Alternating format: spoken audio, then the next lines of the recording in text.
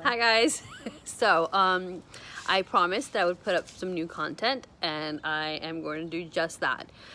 Originally, I wanted to interview somebody who had a story to tell. We all do, but a story that would be uplifting, insightful, or helpful to those that would be watching. And I thought I'd have a different guest every week, but the truth of the matter is that I realized that the person who I'm going to speak to today, who happens to be one of my really good friends who I've known all my life, has a story that can't be just told in one segment. As we all know, in our community, especially the South Asian community, the Muslim community, divorce, mental health, alcohol and drug abuse is something we don't discuss. It's taboo. We brush it under the carpet. We pretend like it doesn't exist, and we just suffer in silence. And it's time that we actually open up and confront these issues head on, because if you're watching this and thinking you're the only one that's going through these things, I want to assure you that you are not. So, for the sake of privacy, my first guest for this series is somebody who I'll call Sophia. Sophia is a practicing Muslim woman, and she has quite a story to tell. I'm only going to do a 10-minute teaser about this, but she has been through divorce. She has suffered verbal and emotional abuse. I don't think physical, maybe. We'll find out. And has been in therapy for the last 6 years, and has been struggling with mental illness, and is ready to talk about all of that and share her experiences with us. So, in your own words, Sophia, if you can, in 2 minutes, wrap up what your life has been like since forever. I wasn't me. Okay. I just lived a life that I cannot connect to. All these years, you know how old I am. I'm in my late 40s. Everything was, I don't want to say a lie, but, or a fake, but it wasn't me. It wasn't the real me. So to give a little bit of background, you grew up in a broken home. Your parents were divorced. Your mother was remarried, suffered physical abuse, and then remarried your father. So was married to your father, got divorced, and then remarried him. Yes. Okay. And you had yourself what we can only call a forced marriage when you were how old? 17. And this man was how many years older than you? 10 years older. So he was 27. And it was dysfunctional, to say the least. From day one. Just tell us what happened on the night of your wedding. As soon as we were alone. Should I back up? The day of the wedding? Yeah. I was drugged. No way! I didn't know this. As I was getting ready,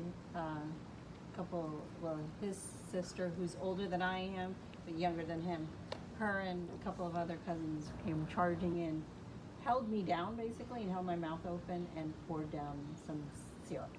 You did not tell No. me this. Wow. Yeah, and then I got dressed, and after that I don't remember anything.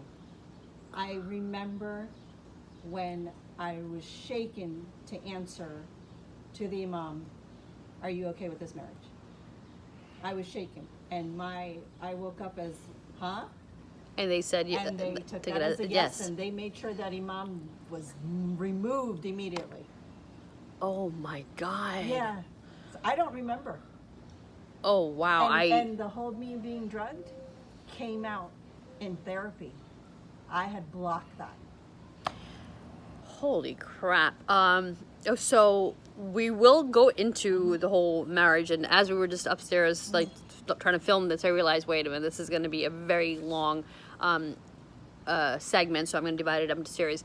But just to let you know what we will be discussing in this segment with Sophia, you started therapy because you had a nervous breakdown several years ago, and you've been seeing a therapist who diagnosed you with what? DID, which is Dissociative identity disorder. And I know this because even before she told me she was diagnosed with this, I came across this, a friend mentioned this disorder. I started YouTubing and watching everything about it.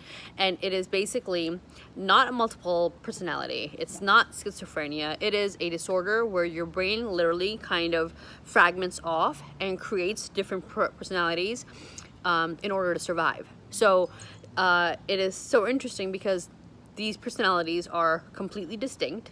They have their own different brain pattern. They even have different food allergies. So one personality could be diabetic and the other can be completely fine. One can have be allergic to gluten, and the other personality does not. Asma, how many personalities do they think that you have? Well, the therapist and I still don't know how many parts I have.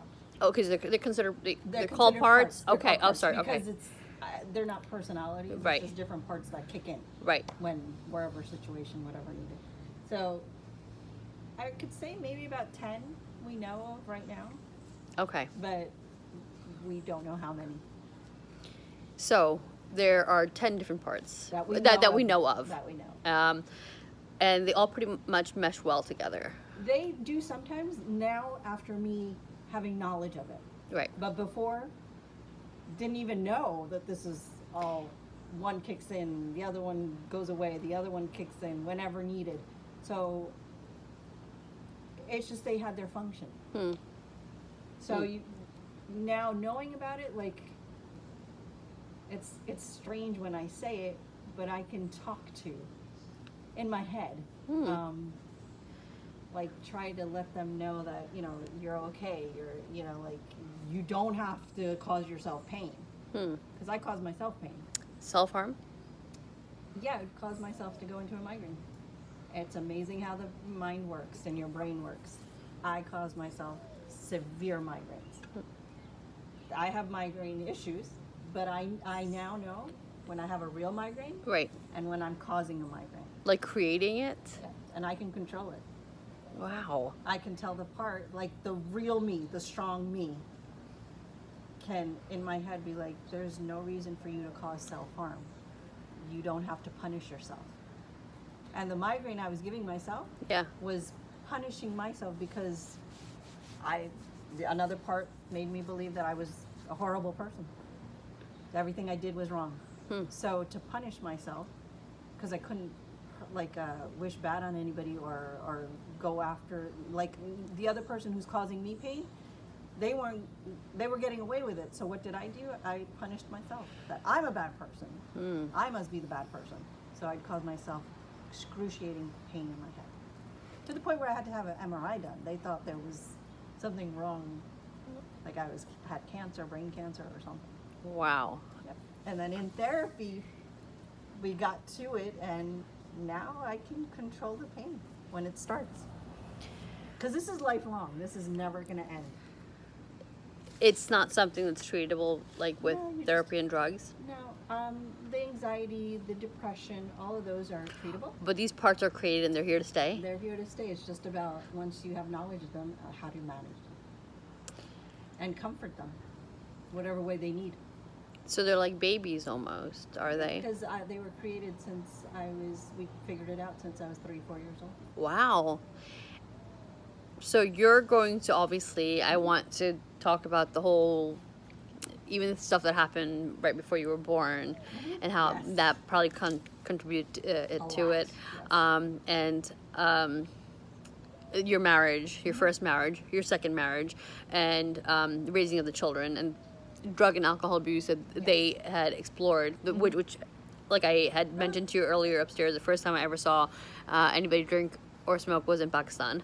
So we just don't discuss it, Nope. you know, and So I want to touch all of that, but I wanted to give you guys a teaser on what I will be talking about in the next few weeks. So I will break it up in segments. Today, this is just a little clip I'm going to put up so you guys know my guest, Sophia, will be talking about her forced marriage, more about how that all went about. By the way, it took place in 3 days.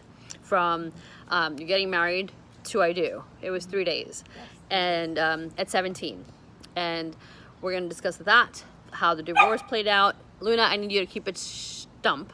And talk more about the disorder, which I think is fascinating. And I will take questions. So I'm going to put this up. I'm going to upload this onto YouTube. If you are following me on any kind of social media platform, DM me if you have questions or anything you want me to ask Sophia or you want me to cover. I'm more than happy to do so. Until then, it's Sonia Gardez, and this series is called Challenging Conventions. I'll see you guys next week.